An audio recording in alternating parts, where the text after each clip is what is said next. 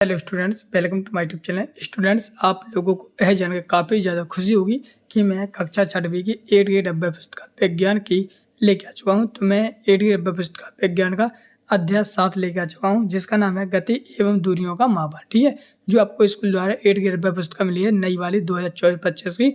तो उसका मैं अध्याय 7 कराने जा रहा हूँ इस वीडियो में। ठीक है, मैंने अध्याय 1 से लेकर 6 तक कंप्लीट करवा दिया है। अगर आप लोगों ने नहीं देखा तो हमारे चैनल पर जाकर देख सकते हो। ठीक है, तो चलिए शुरू करते हैं। तो स्टूडेंट, जैसा कि आप लोग देख सकते हो, शब्द में यहाँ पर लिखा है अध्याय 7 गति एवं दूरियों का मापन। तो इसी से संबंधित क्वेश्चन आएंगे और क्वेश्चन के आंसर हम लोगों को लिखना है। किस प्रकार से लिखना है वो मैं आपको बताऊंगा। तो सब बताओ, आप लोग सामने इस प्रकार से पेज रहेगा। अगर आप लोग इसको भरना चाहे तो आप लोग अपने मन से ही भर सकते हो, काफ़ी ज़्यादा सरल है। ठीक है, इसको पढ़ के पूरी तरह से भर लेना। चलिए, अब हम लोग शुरुआत करते हैं इसकी सही विकल्प से।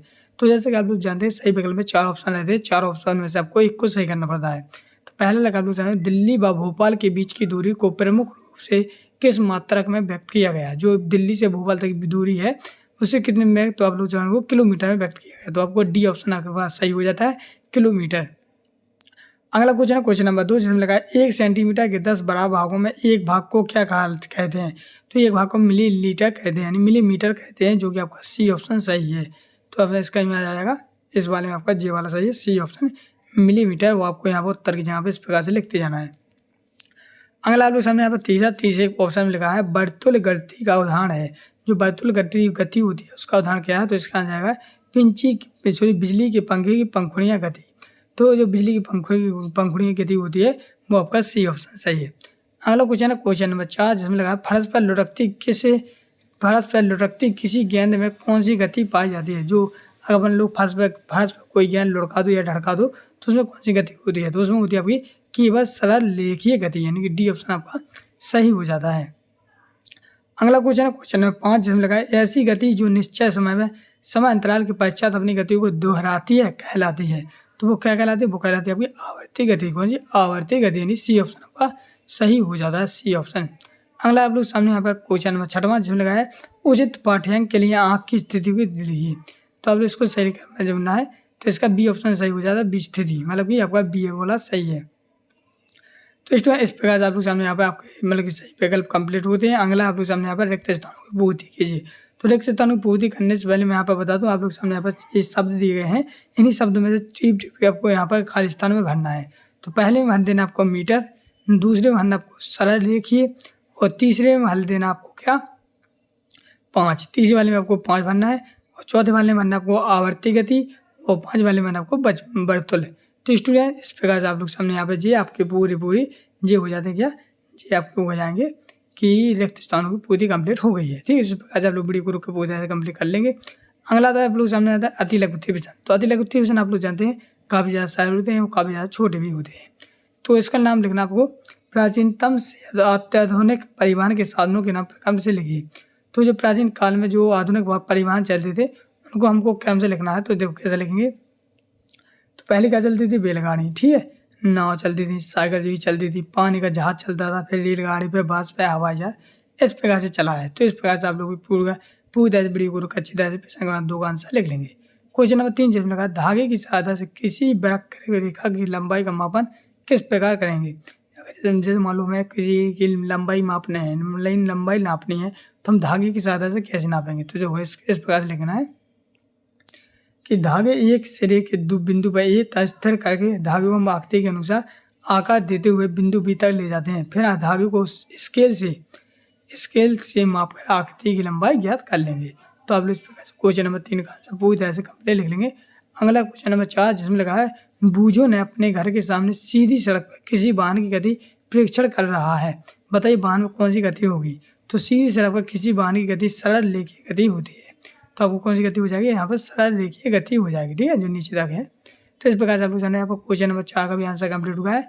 अगला क्वेश्चन है क्वेश्चन नंबर 5, जिसमें लगा है जब हम मैदान में गेंद खेलते हैं तब आपकी गेंद लुढ़कती हुई दूर जाती है।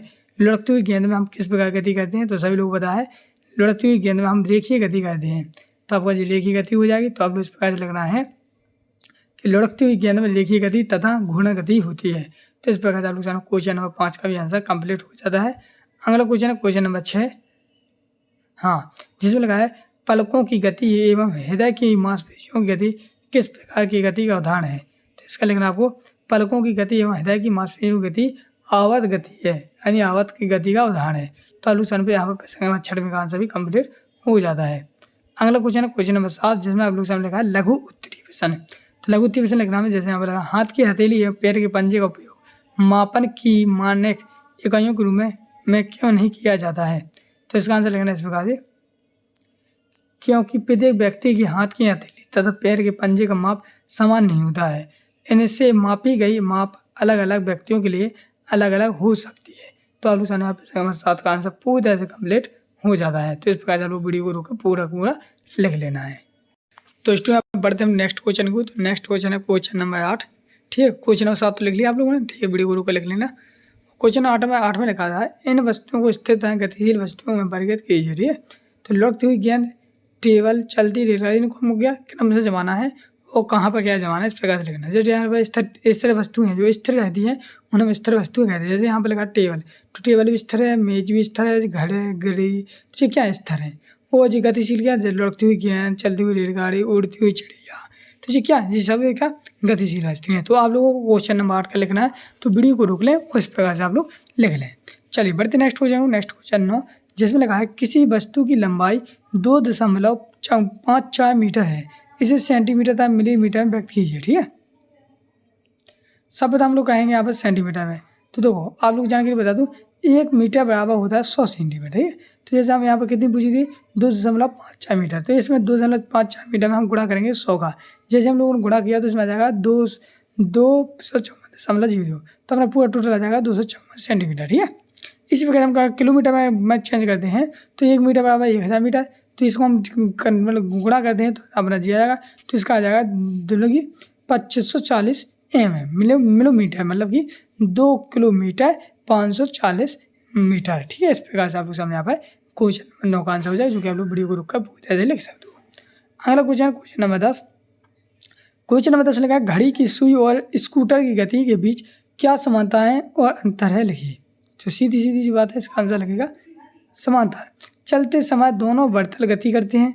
ठीक है, असमानता साइकिल रेखा में गति हुई अंग स्थान परिवर्तन करती है, जबकि पंखा एक ही स्थान पर ही स्थिर रहकर वर्तल गति करता है। तो आप लोग सामने यहाँ समानता हो गई और जी असमानता हो गई, जो कि आप लोग वीडियो को रोके पूरी तरह से कंप्लीट लिख लें। अगला क्वेश्चन है क्वेश्चन नंबर द्विगुत्तीय प्रश्न। द्विगुत्तीय प्रश्न हम सभी जानते हैं थोड़े बड़े होते हैं, तो इनको हम सिंपल भाषा में लिखेंगे। जैसे हम बोला किसी वस्तु की चौड़ाई एवं लंबाई मापते समय हमें कौन सी सावधानी बरतने की आवश्यकता होती है, तो इसका आंसर ऐसे लिखेंगे हम लोग।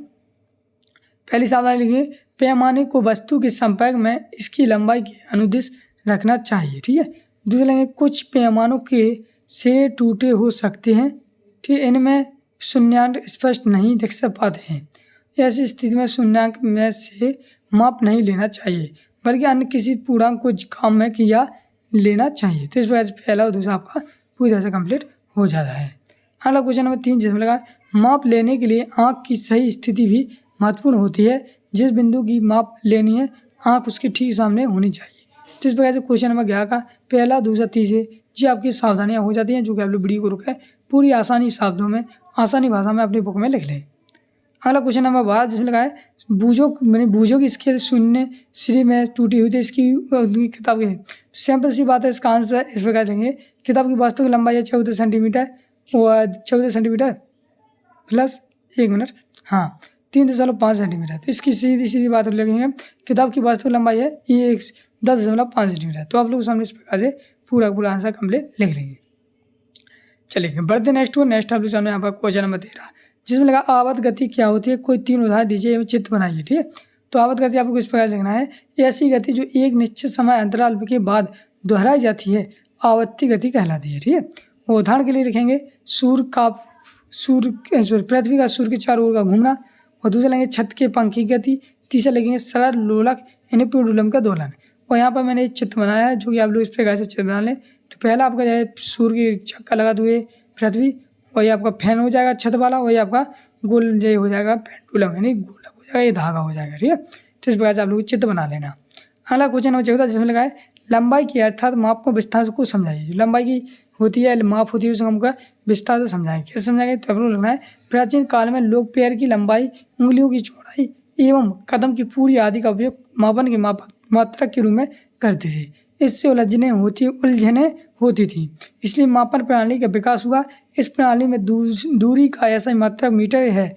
इसके अलावा अधिक लंबाई के लिए किलोमीटर एवं छोटी लंबाई के लिए सेंटीमीटर व मिलीमीटर जैसी कई इकाइयाँ हैं, जिसका उपयोग हम अपने दैनिक जीवन में करते हैं। तो आप लोग क्वेश्चन नंबर 14 का ये आंसर पूरी तरह से ऑप्शनी भाषा में अच्छी तरह से लिख लें, इस प्रकार वीडियो रोककर लिख लें।